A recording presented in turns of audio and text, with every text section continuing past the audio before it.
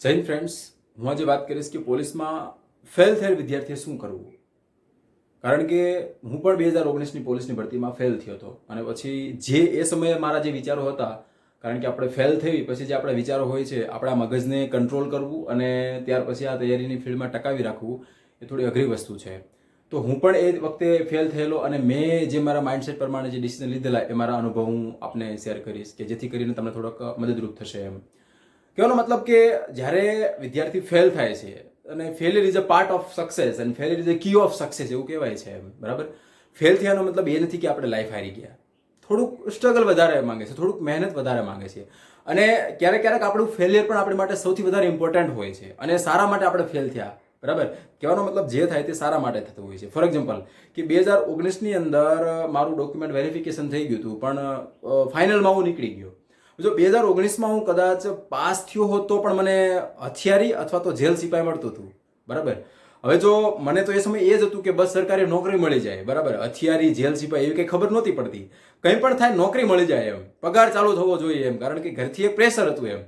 હવે એ સમયે ફેલ થયો એટલે બહુ ખોટું લાગ્યું, બહુ દુઃખ લાગ્યું કે હવે શું કરશું, બીજી વાર ભરતી ક્યારે આવશે અને ભરતી આવશે ત્યાં સુધી તૈયારી કરવામાં મમ્મી પપ્પા પૈસા આપશે કે નહીં, પ્રાઇવેટ નોકરી કરવી પડશે, ત્યાં તો આપણે ક્યાંય ટલે ચડી જઈશું. આ બધા વિચારો મને આવેલા એમ, બરાબર. પરંતુ જ્યારે આ ભરતીની અંદર જ્યારે પાસ થયો અને બિન હથિયારીની અંદર જ્યારે વારો આવ્યો ત્યારે મને એમ થયું કે જે થાય તે સારા માટે થાય છે. એટલે જે વિદ્યાર્થી ફેલ થયા છે એની પહેલાં તો હું એ મેસેજ આપીશ કે તમારી સાથે પણ આવું કંઈક જે થાય તે સારા માટે થાય છે, એટલે ચિંતા ન કરતા, બરાબર. હવે ઓપ્શન એ જે ફેલ થયા છે વિદ્યાર્થી પાસે એક મોટો ઓપ્શન એ છે કે સાહેબ તૈયારી માત્ર ને માત્ર તૈયારી કરવી કે પ્રાઇવેટ જોબ કરી અને સાથે તૈયારી કરવી, બરાબર. માત્ર ને માત્ર તૈયારી કરવામાં સૌથી મોટો પડકાર એ છે કે ઘરે તૈયારી થતી નથી અને ઘરે તૈયારી કરી હોય તો પણ પ્રાઇવેટ જોબ જેવું થઈ જાય છે, કારણ કે ઘરે તૈયારી કરી એટલે મા બાપ કાંઈક ને ક્યાંક કામે લઈ જાય છે, પાણી વાળવા લઈ જાય છે, ભેંસું ચરાવવા લઈ જાય છે, કપા વીણવા લઈ જાય છે, બરાબર. આ ઘરે જે ગામડે જે છે ખેતી સાથે સંકળાયેલા જે પેરેન્ટ્સ છે એ ઘરે જે તૈયારી કરવાવાળો વર્ગ છે એની સાથે આ પ્રશ્ન છે એમ, બરાબર. અને જે લોકો જો ઘરે રહે અને બહાર તૈયારી કરવા માટે જવી તો ભરતી આવે ત્યાં સુધી જે રહેવા જવાનો ખર્ચો છે એ કોણ પૂરો પાડે? એ વિદ્યાર્થી સામે આ પણ પ્રશ્ન છે જે બધાનું સોલ્યુશન આપીશ કે અને સાહેબ કે પ્રાઇવેટ નોકરી કરતાં કરતાં પોતાનું ગુજરાન ચાલે એવી રીતે તૈયારી કરવી.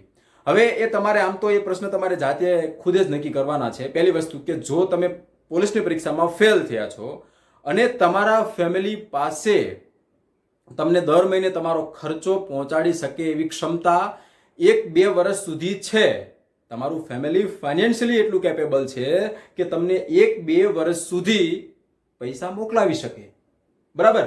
તો તમારે બને ત્યાં સુધી પ્રાઇવેટ જોબ અથવા તો પાર્ટ ટાઈમ જોબ ક્યાંય પણ ગોતવાની જરૂર નથી. કારણ કે જો 1-2 વર્ષ સહન કરવાથી, 1-2 વર્ષ મહેનત કરવાથી જો હાઈ લેવલની સરકારી નોકરી મળતી હોત તો હું એમ કહું છું કે એટલું કરિયર માટે આપણે બલિદાન દેવું જોઈએ. તો આપણે ફેમિલી ઉપર દયા ન રાખવી જોઈએ. મેં ઘણા બધા વિદ્યાર્થીઓ જોયા છે કે એ એટલા બધા ફિલિંગ હકારાત્મક હોય છે, કુટુંબિક લાગણીઓ સાથે એટલા બધા સંકળાઈ ગયેલા હોય છે કે મા બાપ પાસેથી પૈસા નથી માગી શકતા અને એમાં એનો પણ કોઈ વાંક નથી હોતો. મા બાપને જ્યારે આપણે પરિસ્થિતિ જોઈએ છીએ, મા બાપના જ્યારે આપણે કપડાં જોઈએ છીએ ત્યારે આપણને એમ થાય કે મા બાપ પાસે પૈસા નથી માંગવા એમ, પણ આપણને એવું લાગે છે કે મા બાપ માંગીએ તો આપી શકાય એમ છે. મા બાપની પણ મુખ્ય જવાબદારી એ છે, મા બાપનું પણ એ જ સ્વપ્ન હોય છે કે મારો છોકરો ટૂંક સમયની અંદર સારો અધિકારી બની જાય, સારી નોકરી લઈ લે, બરાબર.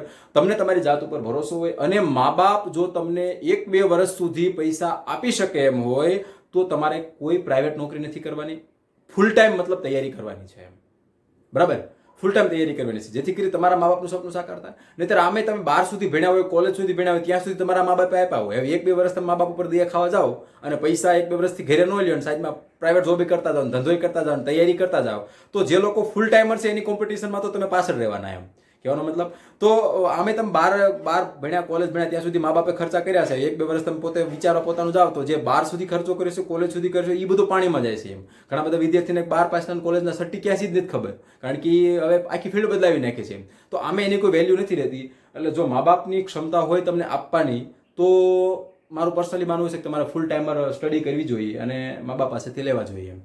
ઓપ્શન બી એ છે કે સમજી લો કે તમને તમારા મા બાપ આર્થિક રીતે મદદ કરી શકે એમ નથી અને તમારે ઘરે તૈયારી થઈ શકે એમ નથી અને બહાર જવું હોય તો મદદ કરી શકે એમ નથી, તો તમારે ક્યાંક 4-5 કલાકની તમારું જીવન ગુજરાન ચાલે એટલે તૈયારી એટલે જોબ ગોતી લેવાની છે એમ, કે જેથી કરી અને તમારું મોરલ ડાઉન ન થાય, તમારી તૈયારી થાય અને તમારા જે ખર્ચાઓ છે એ પણ મેન્ટેન થઈ જાય. અને એ ખર્ચાઓ દરમિયાન થોડી થોડી બચત કરવાની કે જ્યારે ભરતી બહાર પડે આપણને એવું લાગે કે આવનારા 5-6 મહિનાની અંદર એક્ઝામ આવવાની છે, ત્યારે નોકરી મૂકીને 5-6 મહિના ફૂલ ટાઈમર લાગી જવાનું. એટલે તમે આ એક વર્ષ તમે જોબની સાથે તૈયારી કરી હોય અને 5-6 વર્ષ ફૂલ ટાઈમર તૈયારી કરો એટલે લગભગ મને લાગે છે ત્યાં સુધી 100% આપણને રિઝલ્ટ મળી જાય. અને ત્રીજો ઓપ્શન એ કે તમે 2-3 વર્ષ તૈયારી કરી હોય, તમારે બધા કન્સેપ્ટ ક્લિયર થઈ ગયા હોય અને છતાંય મા બાપ પૈસા આપી શકે એમ છે. 2-3 વર્ષથી તમે તૈયારી કરો છો, બધા કન્સેપ્ટ તમારે ક્લિયર થઈ ગયા છે, તો પછી તમારે ફૂલ ટાઈમર તૈયારી કરવાની કોઈ જરૂર નથી. કારણ કે એકવાર તૈયારી થઈ જાય પછી તૈયારી નથી કરવાની હોતી, પછી ડેપ્થમાં ઉતરવાનું છે. ક્યાંથી કેવો ક્વેશ્ચન કાઢી શકે, ક્વેશ્ચન પેપર ચેક કરવાના હોય છે, આઈએમપી ચેક કરવાનું હોય છે, માત્ર ને માત્ર રિવિઝનની જરૂર રહેતી હોય છે. તો સમથિંગ તમે 2-3 વર્ષ તૈયારી કરતા હોય તો તમારે નવું કાંઈ નથી હોતું, તો તમારે માત્ર ને માત્ર 7-8 કલાક દિવસની આપવાની હોય છે, 5-6 કલાક આપવાની હોય છે. તો સાઈડમાં કોઈ એવી પ્રાઇવેટ નોકરી ગોતી લ્યો કે જેથી કરી તમારું આર્થિક જે સ્થિતિ છે એ પણ જળવાઈ રહે, તમારા મા બાપનું મોરલ ડાઉન ન થાય અને તમે જે છે તમારું મેઇન ગોલ છે એ પકડી રાખો. અને સૌથી મહત્વની વાત એ છે કે તમે કોઈ પણ ફિલ્ડમાં પૈસા કમાતો, જ્યારે એક્ઝામ નજીક આવે, તમને એવું લાગે કે પરીક્ષા આવનારા 4-5 મિનિમમ 5 મહિનાની અંદર પરીક્ષા આવવાની છે, તો તમારે બધી ટોટલી પ્રાઇવેટ નોકરી કોઈ પણ ફિલ્ડમાં હોય એ મૂકી અને તમારે એ જે તૈયારી છે એની અંદર ફિલ્ડમાં લાગી જવાનું છે. મેં એવા ઘણા વિદ્યાર્થી મિત્રોને જોયા છે દોસ્તો. યાદ રાખજો કે બહુ સક્ષમ હતા, એમ એટલા બધા હોશિયાર હતા, એટલા બધા સક્ષમ હતા, પણ કૌટુંબિક કોઈ કિસ્સાઓ બની ગયા, ખુદની સાથે કોઈ કિસ્સા બની ગયા, કોઈને કોઈ લવ મેટર મેરેજ લાઈફની અંદર અટવાઈ ગયા અને 2-3 વર્ષ સુધી એ માહોલમાં રહ્યા અને એની પાસે જે ક્ષમતા હતી, એનું જે ટેલેન્ટ હતું, એની ધજિયા ઉડી દીધી છે. બરાબર, એ આખું સળગી ગયું છે, એમ કોઈ જ એની વેલ્યુ નથી એમ. અને આજે એ એટલા ટેલેન્ટેડ હોવા છતાં પણ હેરાન થાય છે. તો આપણી સાથે ક્યાંક એવું ન થાય એનું આપણે જે છે એ ખાસ ધ્યાન રાખવાનું છે.